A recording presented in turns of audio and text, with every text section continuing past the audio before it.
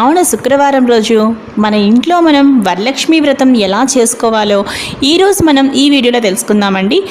అలాగే శ్రావణ శుక్రవారం రోజు వరలక్ష్మి వ్రతం రోజు మనకి కావలసిన పూజా సామాగ్రి, వరలక్ష్మి వ్రత పూర్తి పూజా విధానం మనం ఇప్పుడు ఈ వీడియోలో చూద్దాం. మీరు నా ఛానల్ని ఇప్పుడే విజిట్ చేస్తున్నారా? అయితే ఆలస్యం చేయకుండా లావణ్యాస్ లైఫ్ స్టైల్ ఛానల్ని వెంటనే సబ్స్క్రైబ్ చేసుకోండి.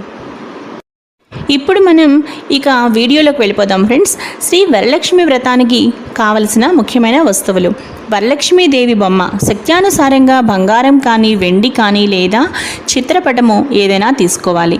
వరలక్ష్మీదేవిని కొంతమంది కొబ్బరికాయకి పసుపు పూసి బొట్టు పెట్టి కలశంపై పెట్టి పూజిస్తారు. మరికొందరు ఈ విధంగా తయారు చేసి పూజిస్తారు. ఎలా అంటే కొబ్బరికాయకు పీచు తీసి కాయను చక్కగా అంటే కొబ్బరికాయకు చుట్టూ చక్కగా పసుపు రాసి ముక్కు చెవులు అమర్చి అలాగే చక్కగా కాటుక పెట్టి ఈ విధంగా చక్కగా తిలకం పెట్టి దాని తర్వాత చిన్న నోరు కూడా మనం చక్కగా పెట్టి అంటే అమ్మవారి రూపురేఖలు మనం చక్కగా ఆ కొబ్బరికాయ మీద తీర్చిదిద్దుకుని ఈ విధంగా మనం ఒక వెండి కలశం మీద కానీ రాగి కలశం మీద కానీ చక్కగా మనం ఒక శుభముహూర్తంలో ఆవాహనం చేసి అప్పుడు మనం అక్కడ కలశ పూజ చేస్తాం.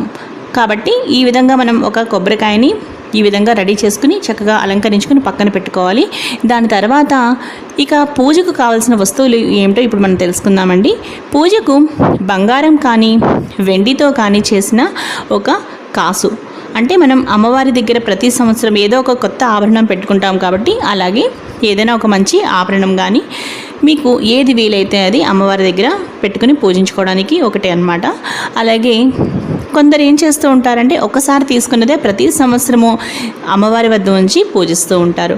అలాగే ధూపమునకు సాంబ్రాణి, అగరవత్తి, నెక్స్ట్ దీపారాధనకు కుందెలు, అగ్గిపెట్టె, ఆవు నెయ్యి, పత్తితో చేసిన వత్తులు మరియు అక్షతలు అనగా పసుపుతో కలిపిన బియ్యం కొద్దిగా, పసుపు, కుంకుమ, పువ్వులు, గంధం, హారతి, కర్పూరం, పళ్ళు, కొబ్బరికాయలు, తోరములు, దారమును 9 వరుసలుగా తీసి పసుపు రాసి 9 చోట్ల పువ్వులతో 9 ముడులు వేసి సిద్ధముగా మనం ఉంచుకోవాలి.